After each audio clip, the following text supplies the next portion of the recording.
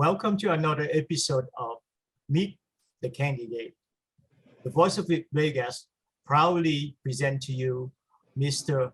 Guy Nohra, who is the candidate for the governor for this race 2022 elections year. Welcome to the show, Mr. Guy Nohra. Thank you. Thank you for having me. Well, I mean, it is kind of a little bit chasing you to be on the set today. And unfortunately that you cannot be at the studio, but at least that we be able to virtually talk to you, and hopefully that you can present your platform to our audience. So first of all, let me ask you this. Everyone is curious. You are a very successful venture capitalist. Why are you not enjoying your time doing what you do? Sure. So, I'm a result of everything I've had in my life. Obviously, like we all are, your experiences shape you into who you are. And I start with a very simple premise that I have been blessed to live the American dream, and I want to make that possibility available for everybody in my state. It's time to give back. Wonderful. So being as a politician, and you don't have any training as a politician, and you probably, this is the first time you entering into a field that very crowded race. So what makes you think that you be able to overcome and become the nominations of the primary? Yeah, so being a venture capitalist in my background, we do due diligence before we get involved in any project, before we invest in any company. And I did a lot of due diligence about our state, about our voters, about our primary selection process. And I did several market research projects at the beginning. I did some polling way back before I even, actually became formally involved. And I found there's a way that someone like me, with a lot of hard work and using the right resources at the right time, can actually win this election. And when I found that out way back when, I decided that we were going to put together a plan. And we've been following that plan since. This has been now about a year and a half ago.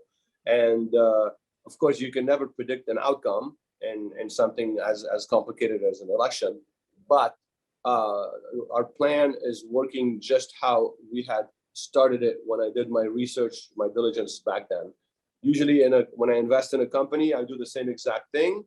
And then, we have steps, milestones that need to be reached at the companies. And you reach them and you keep continuing. And in my case, I've had some milestones that I've been reaching as in my political endeavor here, and we continue to reach them. Obviously, the ultimate milestone is going to be winning the election. Right. I think it is very hard for someone to go into politics, with the race that very competitive. Most of the time when you wanted to get elected, you go into a smaller race. Another word is that most of the politicians, they probably wanted to go to assembly or a local race first, and then become and then when you get used it and you get your name out there, and then you go for a bigger positions. But in your case, you go straight to the governorship. So tell me, or tell the audience why you choose the governorship instead of other race. So first of all, because I'm not a career politician, and it's not a path that I want to pursue to be a career politician. And usually the way people do things, they get trained, they become mayor, then they become an assembly, whatever. That's not, first of all, it's not culturally who I am, and it's not personally who I am. So culturally, I mean the culture of my work, what I do.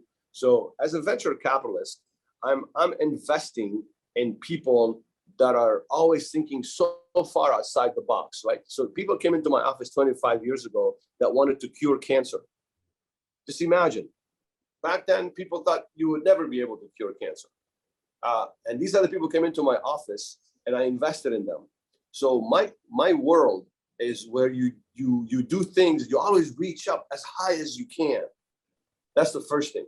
The second thing, of course, as a personality, a personality, somebody who's been, a venture capitalist my whole life, I go big or go home. That's my thing. I'm not gonna take a small position and report to someone and so on.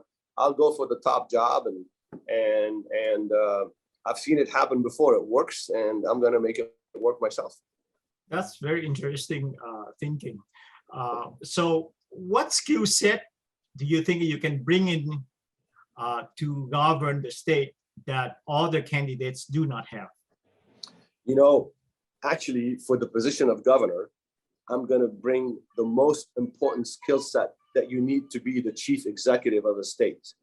And that is the skill set of a successful businessman who's been involved in some of the most complicated companies in the world that are actually in the scientific field trying to cure all kinds of different diseases.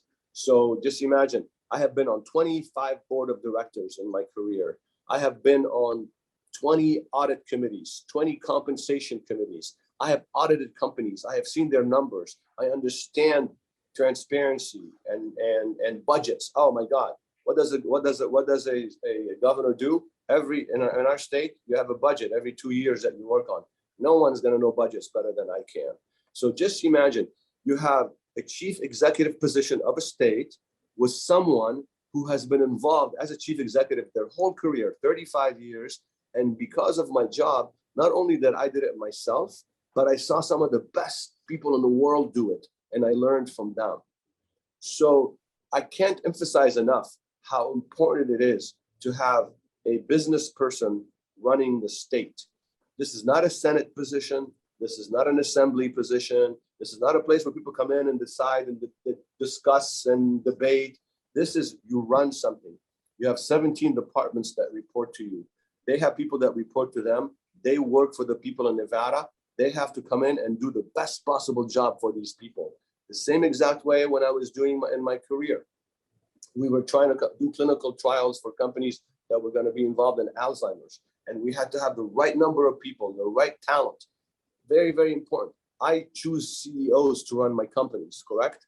I have one job. It's picking the right person and getting out of their way. If they make mistakes and they don't do a good job, I fire them. If they do a good job, I keep them. As a CEO of your state, as the governor of your state, you have people reporting to you in the top positions of all of the departments. They do their job, they stay. They don't do their job, they're gone. But I know how to pick the right people because I've done it my whole career. So the skill set that I bring is, I think, no one else anywhere, whether it's on our side or on the other side, has that kind of skills to run the state. Well, that's incredible. Let's go straight to some of the issues that we face in our state right now. Our school system is seriously failing. You recently signed the Education Freedom Pledge and have donated $25,000 to support the school choice. Yes. Would you elaborate it on your platform of education in Nevada if you get elected? Sure.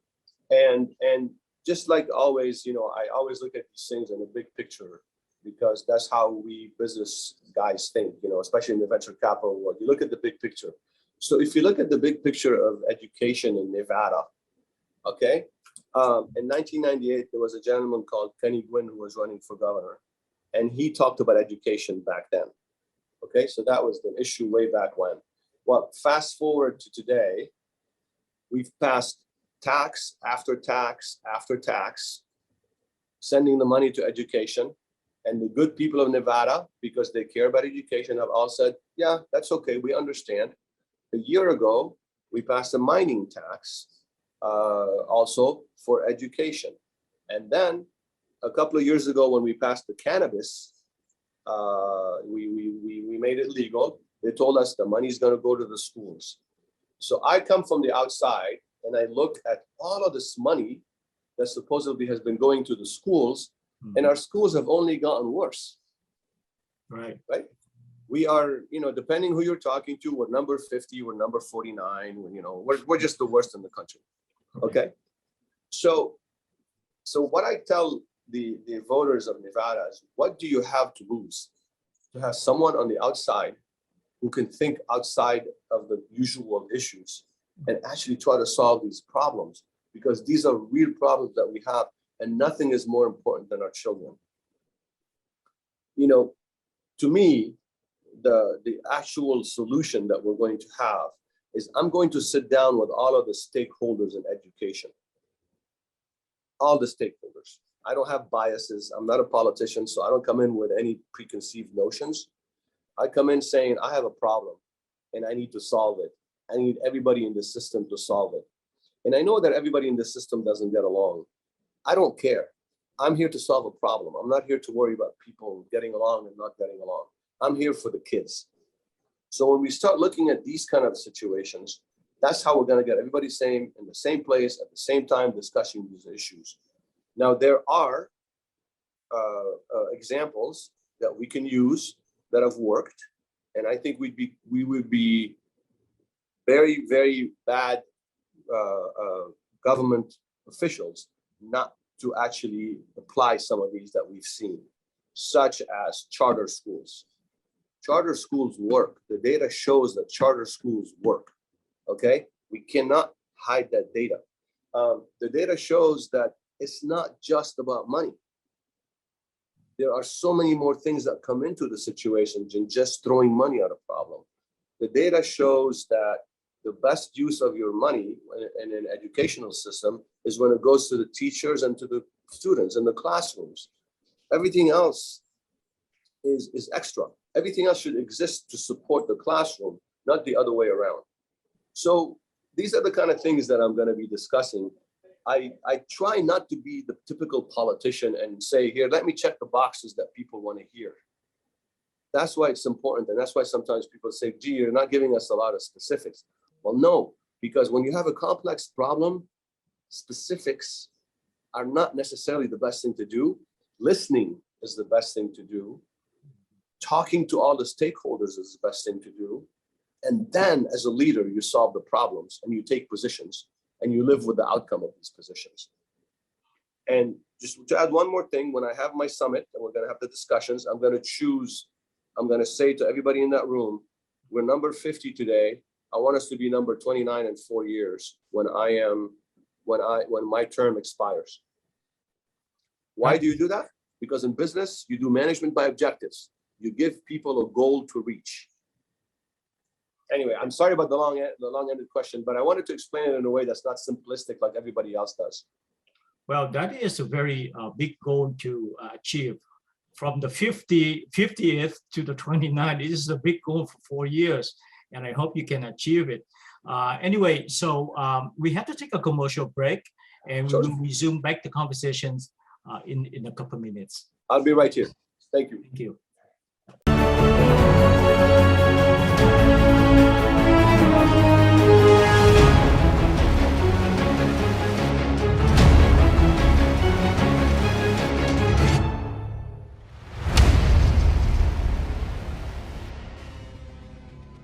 Welcome back to the show, The Voice of Viet Vegas. Today, we have a very special guest, Mr. Guy Nohra, candidate for governor. Welcome back, Mr. Nohra. Thank you. Yeah, the next issue I wanted to ask you is that affordable housing is a crisis in both northern and southern Nevada. What is your plan to ease the problem? So one of the things I'm doing, just so you know, is I toured the state. We call it the Battleborn Tour, and I go everywhere in our state, and I speak to all of our constituents and everybody that's living in our state. The issue of housing comes up a lot, obviously down here in Clark County, but also in the Reno area. And people only give you the problems. They don't tell you much more detail about that. They say, people can't find places to live. People can't, So again, I come to it from a business perspective. I have a problem. I want to define the problem. The problem is very simple from a business perspective. It's supply and demand. There's a lot more demand than there is supply of housing, of affordable housing, but housing in general. So then once you define the problem, you start to try to understanding why is that the case? And then I'm going to have to do my homework as your governor, when I'm governor, to figure this out. But even right now, I hear things such as lots of people are coming from California and they're buying all the houses, and then people sell their house and then they have to rent and they can't find a place to rent. You hear that. You hear some people saying that, well, big Wall Street hedge funds have been buying all of the real estate and they control it so they can increase the pricing as much as they can, and that's how they're making all their money. So you keep hearing little tidbits, some people will say government regulation. I'm a developer. I can't build anything because they have 100 million regulations I've got to work with. And by the time I get it, it's not worth doing the project anymore. So you hear all these things. To me, it's going to be very simple.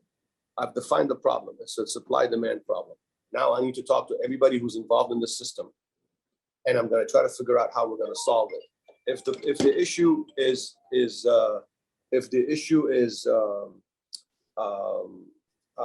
regulation, let's talk about that. Let's talk to the cities, the counties, the state. If the issue is we don't have enough space, because as you know, our state is mostly owned by the federal government, and there's just not enough extra space that we can have. Well, then I have to go speak with the BLM people at the Interior Department and say, this is the governor of Nevada. We're back. We'd like to talk to you about, buying, leasing, whatever the deal is. So you just have to find out what the problem is, and then you just try to have to solve it. But it's a supply and demand problem. And in business, that's all we do is solve supply and demand problems. We just need the tools. But before we have the tools, we need to actually identify the issues so that we can solve them the proper way and not create bigger problems for the future.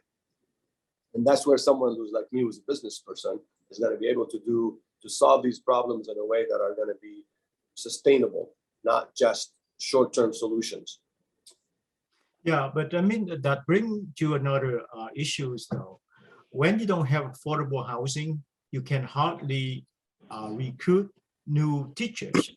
Let's say that the teacher's salary is $60,000 or $50,000 or $45,000.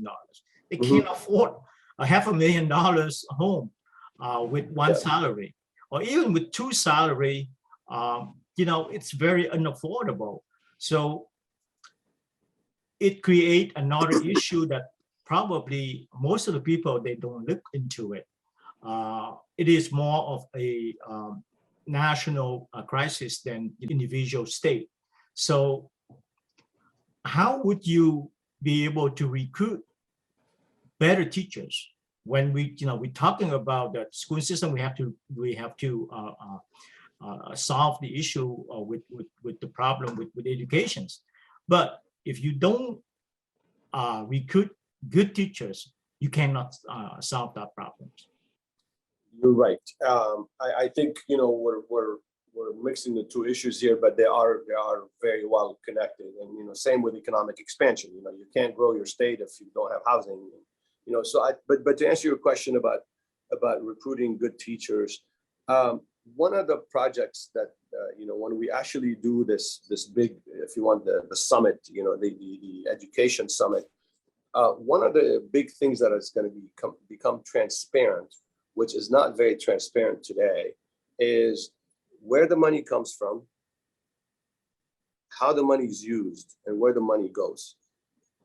Okay. I know enough now from the research that I've done so far that we're not very efficient in getting our money to the classroom, meaning teacher salaries, among other things. Correct? Mm-hmm. So I think there are going to be ways where we're able to pay competitive salaries without having to increase taxes or take it from someone else, zero-sum game type of a situation. We're going to find out a lot of the actual organizational waste that exists.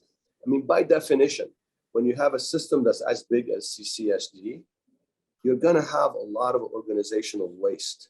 Big is not efficient. Big has never been efficient. Small is efficient. Smaller works better. So we're going to find so many pockets, I think, of inefficiency and money being used not very wisely. And that money is going to be now immediately go to our teachers where it should go and make it into a competitive salary situation for them. Yeah, let's go to another issues. It is very complex issues of homelessness. So how would you solve the homelessness issue in the state? So, this is another one that I spend a lot of time on because I'm in Clark County, but it's also becoming a very big issue up in Reno as well. As usual, nothing is simple.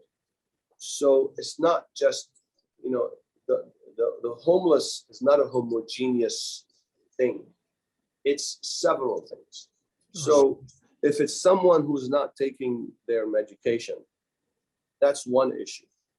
And that's one way you can actually address it and try to solve it just by making sure you have diligent people following up on someone, making sure that they're actually well medicated. Sometimes you have veterans with PTSD. Now, veterans today, we have resources. I did a ride-along with the police a couple of months ago now, and I got many encounters with homeless. And the officer told me, if it's someone who is a homeless veteran, I know exactly where to take them. We have resources for them right now, right here. Okay. Then you have the temporary homeless. It's someone who just had a bad streak of luck.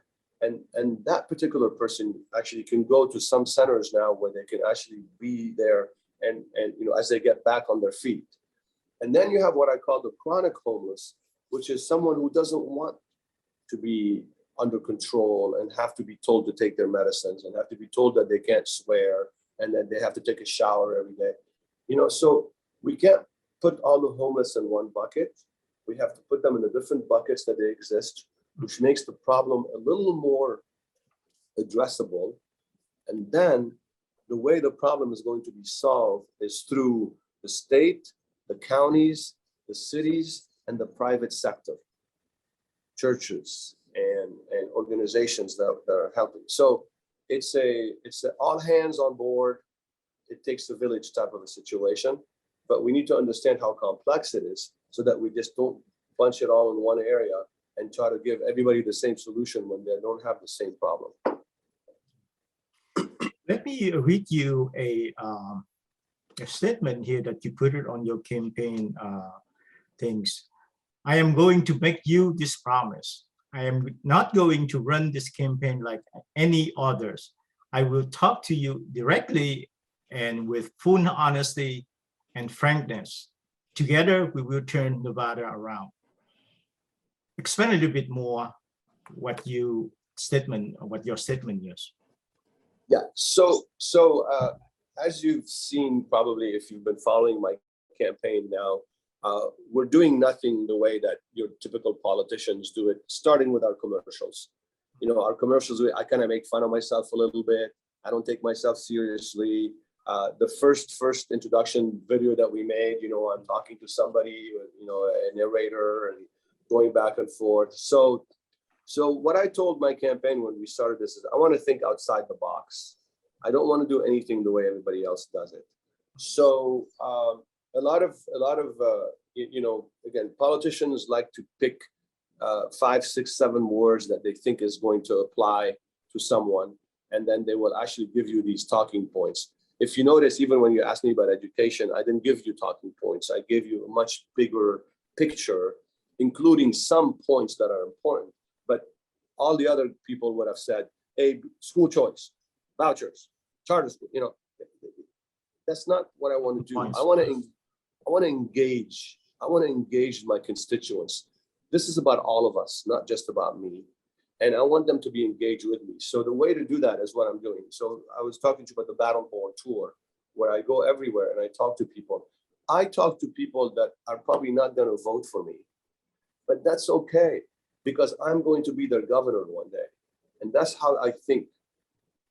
That's why we're different. You know, people will say, don't waste your time in this place because they're not going to vote for you anyway. That's not my point. My point is communicating with them, because when I win, then they will be my constituents and I will talk to them again at that point. So when I say that, I mean that I'm going to earn every vote. And I mean that we're going to be different from everything else that you've seen before. We're going to be thinking outside of the box. I think a lot of my ads are different. They're not your typical ads of politicians. And, the way I answer questions, the way I personally, talk to people, the way I spend my time as a campaigner are different than everybody else. And that's what I wanted from the beginning, because again, I come from a background, I do startups, right? Startups don't do the way that big corporations do them. They do them their own way. They have less resources. They have to be more creative. They can't pay the same amount. So it's always about thinking outside of the box and doing things differently and using new paradigms in existing segments, such as in case politics. Well, thank you so much, Mr. Nohra. I Thank met you. you in person several times, and you are a very likable guy, though. You are musicians, and I think we got a chance to talk about it. When you get elected, we should go into inaugurations, and you should have our band to play for you. I would love nothing more. We'll have you at the inauguration ball, and I'll play a couple of songs with you. Wonderful. That would be How's great. that for a promise? All right, that's great. All right. I think that, we probably not, if not this time, maybe next time. But in any case, I'm Okay. sure that you're going to be around and you're going to get you wanted to get. So that has been proven, because you are not an ordinary person. You are someone that's very special. That's what my thought is. But I'm going to give you 1 minute of your last word. My last words are your audience and your listeners probably know a little bit about me, but I'm just going to say that I was born in Lebanon. I was involved in the Civil War when I was 15 years old, and I came to America and I lived the American dream. And here I am talking to you about being governor. And the only thing I would say is I want to earn every vote, but just imagine where else in the world can a 15-year-old boy who is fighting against mercenaries on the other side, 45 years later, is running to be governor of a state in the greatest country on earth. It's just these things don't happen. It's just an amazing thing that we have here, and I'm just so blessed to be where I am talking to you right now. Well, it's happened in America. Yes, sir. Thank you so much. And I wish you the best with your campaign. And I hope that we will look forward to probably have another interview with you after the primary. Thank you so much. I'd love to do that. Thank you so much. And be safe on your trip. Thank you.